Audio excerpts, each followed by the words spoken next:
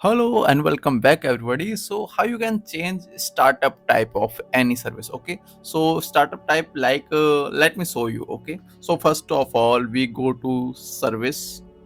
Okay, you can see the service icon here. Okay, open the service icon.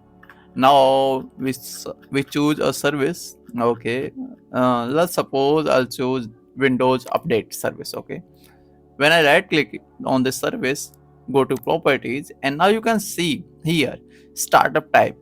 So this is a manual startup type. Okay, I want to change it. I can make it automatic. Okay, make it automatic and make it disable and make it automatic delay start. When the system start, this service all automatically will start if I click automatic. Okay, and that's it for today. And I have to apply and okay, click on apply and okay.